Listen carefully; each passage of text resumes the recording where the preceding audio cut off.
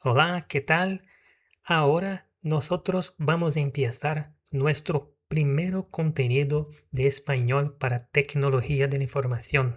Vamos começar o nosso primeiro conteúdo de espanhol para tecnologia da informação aqui no nosso canal no YouTube.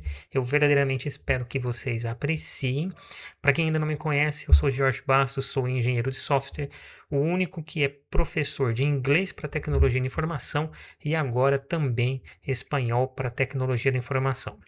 Antes de começar o estudo efetivo de uma língua, se você ainda não assistiu aquele meu vídeo onde eu falo da minha metodologia, os 3 passos que compreendem a minha metodologia de ensino, eu sugiro que você vá lá e assista. Ele vai aparecer no card aqui em cima também. E ali eu deixo bem claro os passos necessários para que você possa aprender um novo idioma de uma maneira eficaz. É uma metodologia que, se você aplicar no aprendizado de qualquer língua, você vai conseguir extrair mais rapidamente o conteúdo e vai conseguir acelerar a retenção de vocabulário, e obviamente isso é crucial na hora de nós falarmos.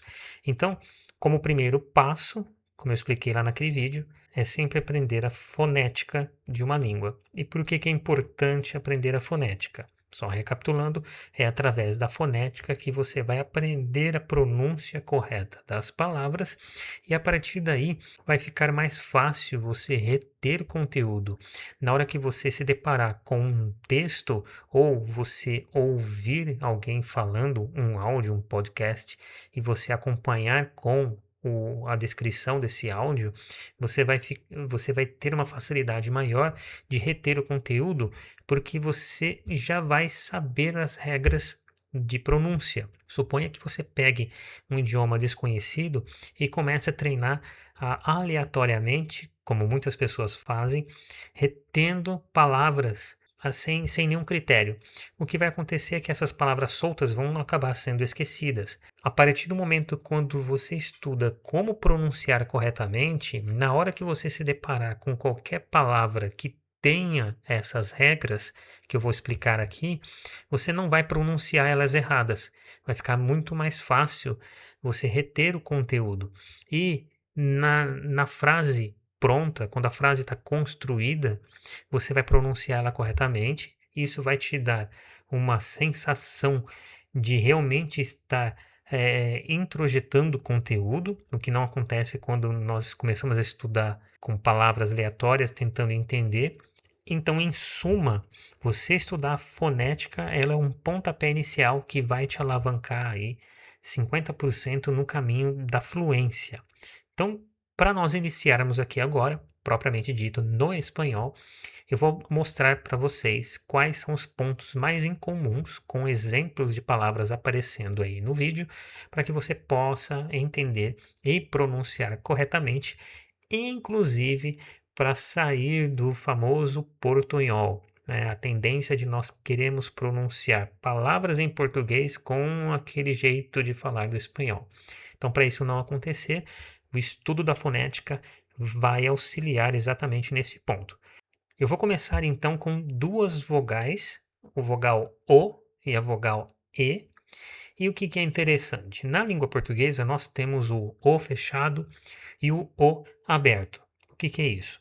O O fechado, por exemplo, na palavra avô, nós não falamos O, né? Fechado. E na palavra avó, nós fazemos ele aberto. Nós temos até 2 acentos para diferenciar isso: o circunflexo, quando é fechadinho, e o acento agudo, quando é aberto. No espanhol, não vai ter as vogais abertas, então o vai ser sempre o, não vai ter o aberto. E com a letra E, a mesma coisa. Nós vamos ter E, mas não teremos no espanhol é. Ok? Então é sempre o e fechadinho. Vou dar um exemplo aqui com um nome. Por exemplo, eu tenho o nome José, né? Então tem um O fechado de Jo e Zé é aberto. No espanhol não vai ter se é aberto, seria E. Como no J nós já vamos ver a pronúncia de J e G, eu tenho o H aspirado, né? Que é o H, que nós fazemos igualzinho no inglês do horse e do hospital. Esse J vai ter esse som. Já vou explicar ele com mais detalhes daqui a pouquinho. Então vai ficar José e não José. Essa é a primeira regra. O fechado, E fechadinho. Vamos agora ver o G e o J. O G, quando acompanhado de E ou I, e as palavras com J, começando com J, ou J no meio da palavra, vai ter esse aspiradinho que eu expliquei aí, parecido com horse, helicopter, esse H aspirado do horse, do hospital, esse H, é isso que vai ter no lugar do G. Então eu separei algumas palavrinhas aqui, vai aparecer para você aí na tela, que é o gente. Então, gente em espanhol, nós vamos falar gente, tá? Tem esse H aspirado no lugar do G. Gente. Outra palavra, gigante, que é o gigante. Gigante. Perceba que esse aspirado só ocorre com G, E e GI.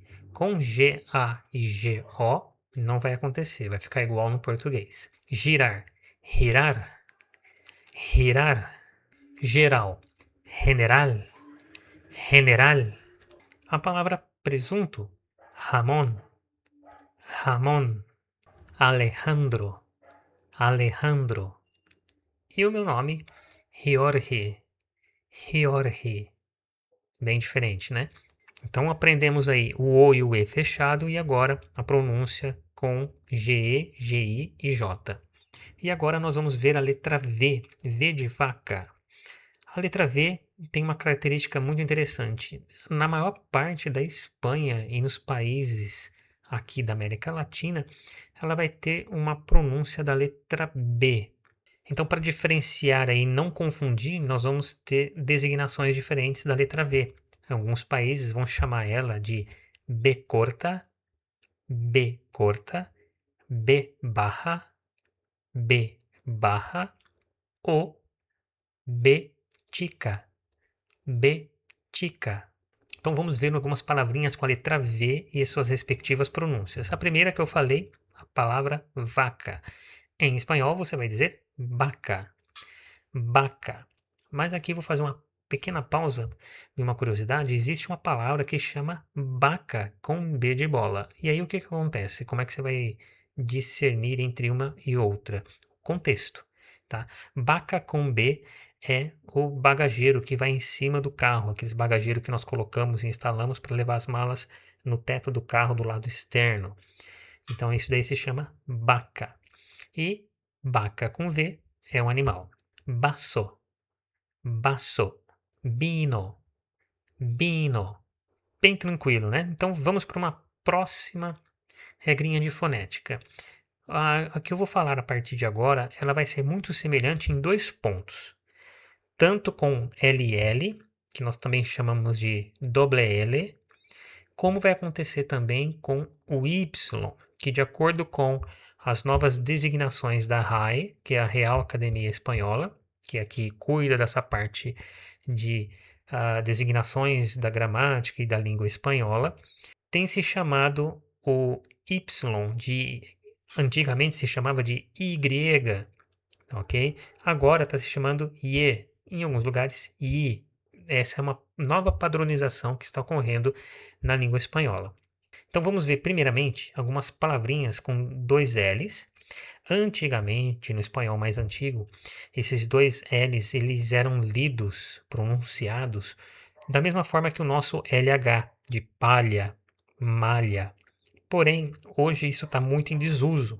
É mais comum você utilizar uma designação que é chamada de ieísmo. No lugar do LL, se substitui pela letra I. Então vamos ver algumas palavrinhas aqui que fica mais fácil você visualizar. Llama, llama, calle, calle, lluvia, lluvia. Tranquilo até aí? Vamos à primeira variante que ocorre com os dois L's. Em alguns países latino-americanos vai acontecer a substituição do LL pelo J, só que de uma maneira mais suave. Vamos ver a pronúncia dessas três palavras que eu disse novamente com essa designação. Llave, calle, lluvia. Temos também um outro fenômeno específico chamado de cheísmo ou geísmo. Então, essas três palavrinhas novamente Vamos lá, o que vai acontecer? Há um som de DJ, tudo junto, tá? Então, a pronúncia vai ser um pouquinho mais acentuada. Em vez de ser KG, vai ser KG. Em vez de ser JABE, vai ser JABE. E por fim, Júbia. Então nós vemos aí a presença de um D junto com J na pronúncia, né? Então, em vez de ser Júbia, Júbia é mais preponderante. Vamos agora à letra Y, que vai acontecer também nuances parecidas com o que ocorre com o LL. Então, num primeiro momento, nós vamos ver a pronúncia do Y como I mesmo. Então, vamos aí. Yo, ya, ayer, ayuda. O que vai acontecer agora é parecido com o que ocorreu lá com os dois L's, com doble L. Nós vamos ver esses fenômenos do J e do Jeísmo e xeísmo aparecendo aqui também. Jo, já, ager, ajuda. Vamos ter aqui também jo, já, ayer, ajuda. Ayer é ontem, ajuda é ajuda, jo sou eu e já é já. Eu mencionei o xeísmo, e o xeísmo é algo muito específico da Argentina, que tem também um pouquinho no Uruguai, mas é algo que eles chamam de castelhano rioplatense, que é exatamente essa característica do xeísmo. Eu vou pegar novamente aquelas palavrinhas que nós vimos ali atrás com os dois L's e vou mostrar como que ocorre o xeísmo lá na Argentina. Então nós temos aí, novamente, calle, cage e cachê. Chave chega muito próximo de nós, né? Influência do português na América do Sul, né? Então, jabe, jabe, yabe, esse sh é o xeísmo que ocorre aí em Buenos Aires, em toda a região da Argentina. E, inclusive, a palavra yo, que é eu, né? Yo, né? Io, yo, você vai encontrar no xeísmo sendo pronunciado como xô. Então, na palavra pládia, que é praia, você vai escutar também placha, também com essa influência do xeísmo. Quando você tem essas características em mente, não quer dizer que você vai ter que decorar tudo isso. O que você precisa é entender, porque na hora que você ouvir palavras sendo pronunciadas, e eu vou indicar uma ótima ferramenta no final desse vídeo, então fique até o final, que eu vou indicar uma ferramenta incrível que você vai utilizar aqui dentro mesmo no YouTube, depois que você entender todo o conteúdo dessa aula. Espero que você tenha gostando. Se você está gostando, já deixa um like aí e se inscreve no canal para você ir recebendo dicas interessantes que vai te alavancar profissionalmente aprendendo espanhol. Um outro ponto interessante que vai acontecer aqui também é a letra Z. Esse som de Z não existe na língua espanhola, tá? O Z vai ter o som do S. E nisso é até mais fácil, porque na hora que você vê a letra Z, basta você pronunciar a palavra com som de S. Vamos ver exemplo aqui. A palavra sapato, ela é escrita com a letra Z. Você não vai ler zapato, você vai ler sapato. Nós falamos zorro, e aqui você vai ler zorro. Azul, caçar. Só um ponto de destaque aqui, você percebeu que eu li a palavra zorro com esse R, né, sendo repetido e sibilado no palato. Isso daí é chamado de vibrante múltipla. É muito comum no espanhol e também no italiano. Você pode ir treinando esse som com o R sendo repetido e não só com dois R's, mas também o R no começo. Por exemplo, rato, tá? Vá treinando isso daí também. A questão do L não é da mesma forma. Você viu que a palavra azul nós não vamos ler com Z e nem com U, né? Esse L ele fica a língua no palato. Azul. Isso é muito importante porque vai ajudar você a conversar bem e se expressar bem, porque não existe esse som U, tá? U com um L como nós fazemos aqui na língua portuguesa. O L sempre vai estar no palato, então, azul. Então, entendemos aí que não existe a letra Z pronunciada dessa forma no espanhol.